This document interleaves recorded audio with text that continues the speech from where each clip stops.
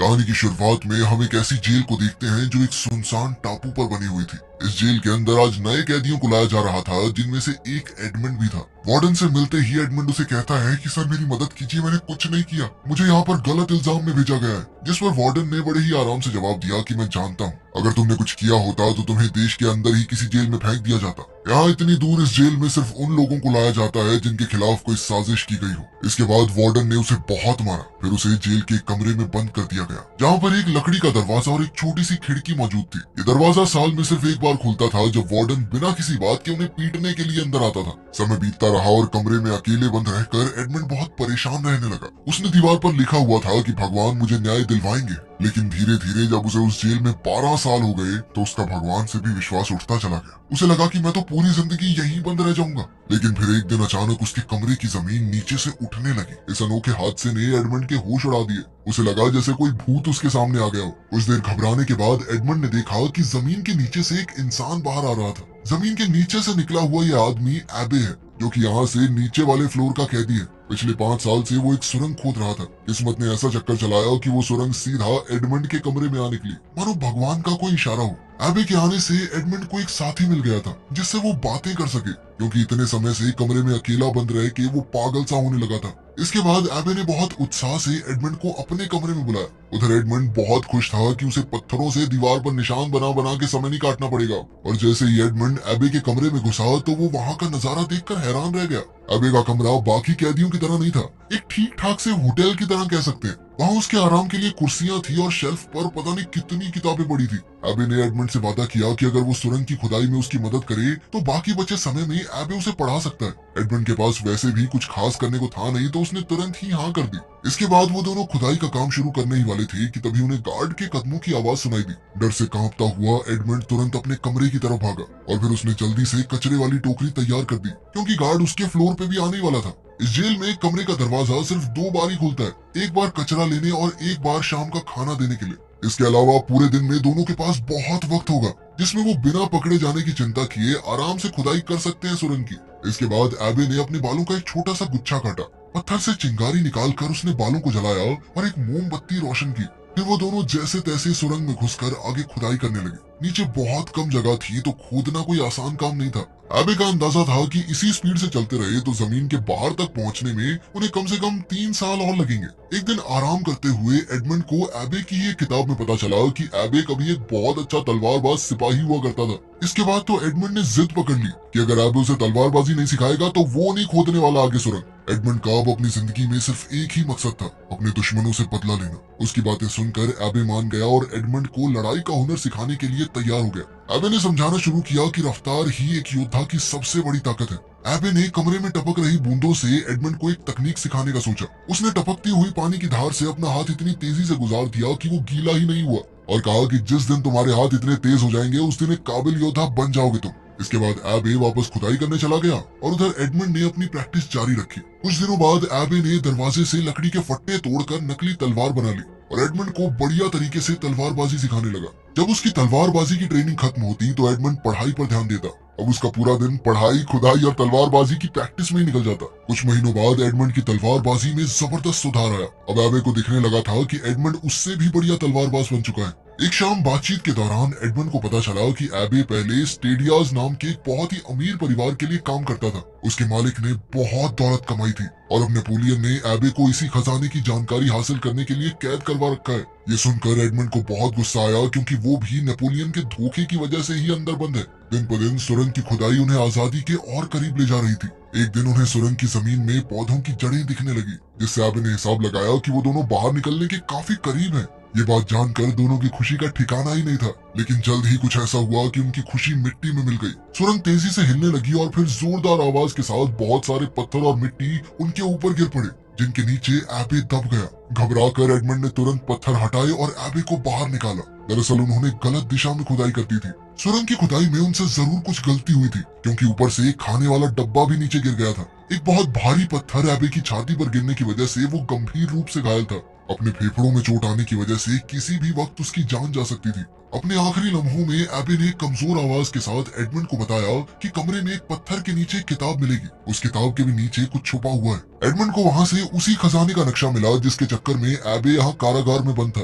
नक्शे को देखकर एडमंड बहुत चक्कर रह गया। एबे ने उससे वादा किया कि वो इस दौलत का इस्तेमाल हमेशा अच्छाई के लिए करेगा और गलत कामों से जितना हो सके दूर रहेगा। एडमंड ने वादा किया, जिसके थोड़ी देर बाद ही एबे की मौत हो गई। एडमंड की आंखों में आंसू थे क्योंकि उसे लग रहा था कि वो दोबारा से अकेला हो गया। तभी गार्ड खाना देने आया तो एडमंड दीवार के पीछे छुप गया। गार्ड ने आवाज भी लगाई पर कोई जवाब नहीं मिला। जब वो चेक करने अंदर आया और उसने एबे की लाश देखी तो वो घबरा कर अपने सीनियर्स को रिपोर्ट करने चला गया। एडवर्ड ने तेजी से सुरंग का मुंह छुपाया और वापस चला गया। कुछ देर बाद गार्ड अपने कुछ साथियों के साथ वापस आया और एबे के शरीर को बॉडी बैग में डाल दिया। एडमंड सुरंग में छुप कर उनके जाने का इंतजार कर रहा था। जैसे ही गार्ड्स वहां से गए, एडमंड खामोशी से कमरे में घुसा और एबे की लाश को देखने लगा। लाश को देखते हुए एडमंड के दिमाग में एक आइडिया आया। उसने जल्दी से एबे की लाश की जगह ले ली। कुछ देर बाद वार्डन अपने आदमियों के साथ लाश को वहां से ले जाने के लिए आया।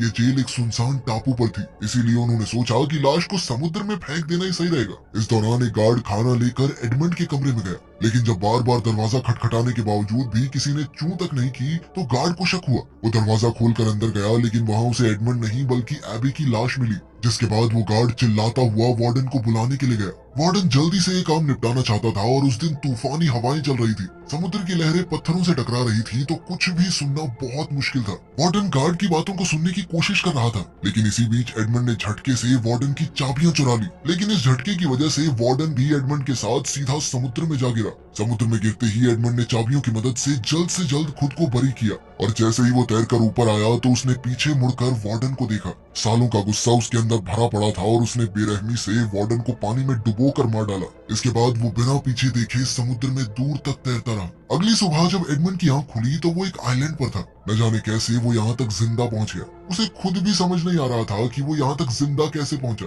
लेकिन अभी भी वो आजाद नहीं हुआ था। समुद्री डाकुओं का एक झुंड बैठकर आराम से उसे देख रहा था। अब एडमंड को लगा था कि वो मारा जाएगा, लेकिन लुटेरों के सरदार लुइजी ने उसे एक मौका दिया। उसने कहा कि वो एडमंड को जिंदा छोड़ देगा, बस एक शर्त पर। एडमंड को उनके एक गद्दार साथी जकोपो से लड़ना होगा, जिसे वो वैसे भी जिंदा गाड़ने वाले थे। अगर जकोपो जीत गया तो वो उनकी टीम में वापस शामिल हो सकता है, लेकिन वो एडमंड को मार देंगे। लेकिन अगर एडमंड जीत गया तो वो उसे रिहा कर देंगे। जल्द ही दोनों के बीच ये मुकाबला शुरू हुआ। जकोपो तलवारबाजी में बहुत माहिर था, लेकिन एडमंड की एबे से सीखी हुई तकनीक बहुत ही जबरदस्त साबित हुई। कई हमले करने के बावजूद जकोपो एडमंड को छू तक नहीं पाया। मौका मिलते ही एडमंड ने तेजी से वार किया और जकोपो को जमीन पर गिरा लिया। पर उसे मारने की बजाय एडमंड ने लुइजी से कहा कि देखो, हम दोनों तुम्हारे लिए काम करेंगे। काम के लोग हैं यार, बिना बात क्यों मार रहे हो हमें? और समुद्री लुटेरे ढूंढना कौन सा आसान काम है? एडमंड के हुनर और दया को देखकर लुइजी खुश हुआ और उसने दोनों की ही जान बख्श दी। जहाज पर बातचीत के दौरान एडमंड ने कैप्टन को अपनी पूरी कहानी सुनाई, जिसके बाद उसने एडमंड को आजाद कर दिया ताकि वो अपने बदले का मकसद पूरा कर सके।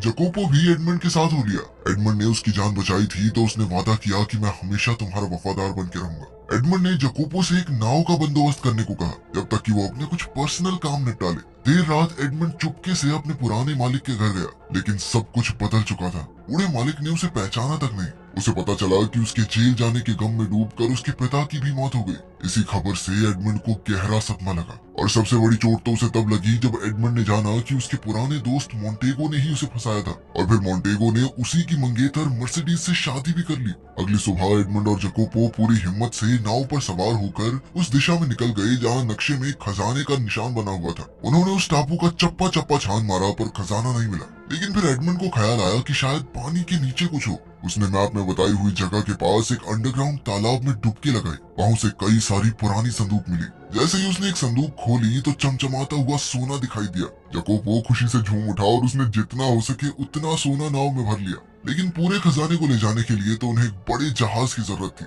लेकिन एडमंड के अंदर खुशी से ज्यादा अभी भी बदले की आग थी। उसने फैसला किया कि ये दौलत बस एक ही काम आएगी, उसके बदले का रास्ता बनाने के। सबसे पहले एडमंड ने एक बड़ा आलीशान घर खरीदा और अपने आप को फ्रांस के एक नए रईस के रूप में सबके सामने पेश किया। साथ ही उसने अपने आसपास के बाकी रईस लोगों को भी अपने शानदार घर में एक पार्टी के लिए बुलाया। जल्द ही उसकी दावतों और शहनशाही अंदाज ने सबके बीच उसे मशहूर कर दिया। रईस लोग अब एडमंड में दिलचस्पी लेने लगे। लेकिन असल में एडमंड ये सब अपने धोखेबाज दोस्त मोंटेगो का ध्यान खींचने के लिए कर रहा था, लेकिन वो तो बिना उससे बात किए निकल गया। एडमंड की पुरानी मंगेतर मर्सिडीज ने मोंटेगो से शादी तो कर ली थी, पर उसे कभी खुशियां नहीं मिल सकी। जुए, शराब और शबाब में सारा पैसा उड़ा देने के बाद अब मोंटेगो बैंक से लिया हुआ पैसा चुकाने की हालत में नहीं था। ऊपर से एडमंड ने कुछ ऐसी चालें चली कि मोंटेगो को कहीं और से भी पैसों का जुगाड़ करना मुश्किल हो जाए। जकोपो ने एडमंड को खबर दी कि मोंटेगो का एक बेटा भी है, एल्बर्ट। इसके बाद एडमंड ने एक सुंदर औरत और अपने लुटेरे दोस्तों के साथ मिलकर एल्बर्ट की फर्जी किडनैपिंग करवाई, ताकि फिर एडमंड खुद मसीहा बनकर उसे बचा सके।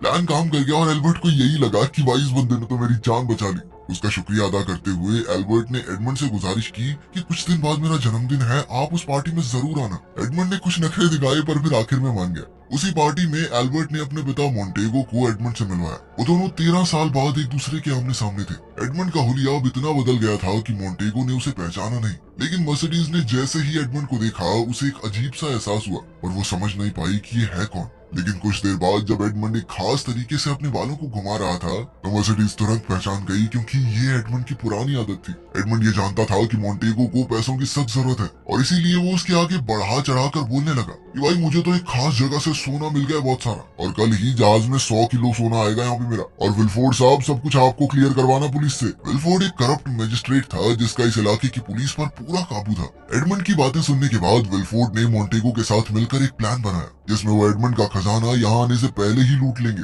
और फिर सारा सोना उनका।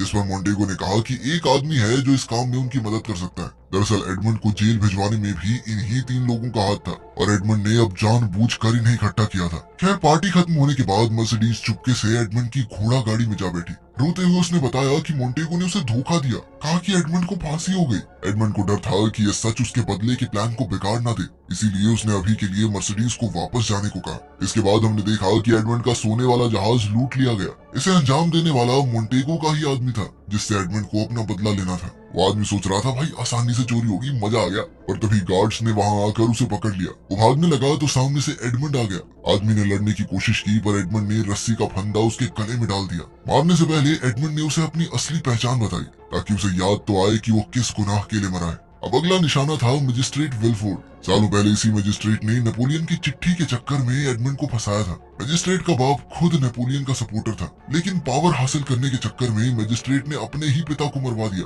और इल्जाम एडमंड पर लगवाकर उसे जेल भिजवा दिया। लेकिन अब एडमंड ने बातों बातों में बड़ी चालाकी से मजिस्ट्रेट से ये पूरी बात बुलवा ली। विलफोर्ड ने भी सब बोल दिया, क्योंकि वैसे भी एडमंड ये सब साबित नहीं कर सकता। लेकिन कमरे में पुलिस पहले से मौजूद थी, जिन्होंने विलफोर्ड की पूरी बात सुन ली और उसे पकड़ कर ले गई। उधर कंगाल हो चुका मोंटेगो भागने की तैयारी कर रहा था, लेकिन मर्सिडीज ने उसके साथ चलने से साफ इनकार कर दिया। साथ ही उसने बताया कि एल्बर्ट उसका बेटा असल में एडमंड और मर्सिडीज का बेटा है। एडमंड के अरेस्ट के वक्त वो प्रेग्नेंट थी और इसी मजबूरी में उसने मोंटेगो से शादी कर ली। मोंटेगो गुस्से में चिल्लाया, पर उसके पास कोई दूसरा रास्ता नहीं था। वो एक पुराने किले में गया जहां उन्होंने चोरी का सारा खजाना छुपाया था, लेकिन संदूकें खोलने पर उनके अंदर से सिर्फ रेत ही निकला।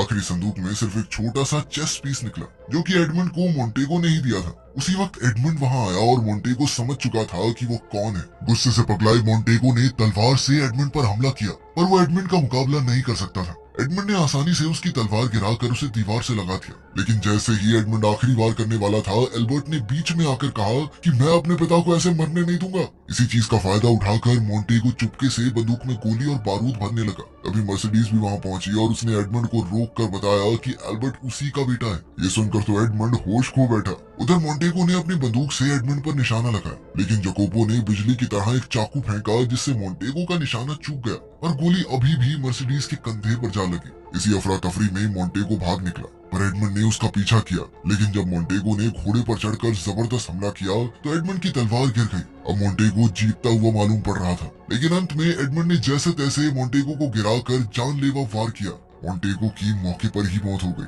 अपनी बदले की आग ठंडी होने के बाद एडमंड अपनी पत्नी मर्सिडीज और बेटे एल्बर्ट को लेकर उस जेल में गया जहां उसने 13 साल गुजारे थे। वहां उसे अपने गुरु एबे की याद आई। उसने एबे के बारे में सोचते हुए उसके पैरों में सर झुकाया और फिर ये पूरा इलाका खुद खरीद लिया ताकि किसी को भी वो सब न सहना पड़े जो उसने सहा।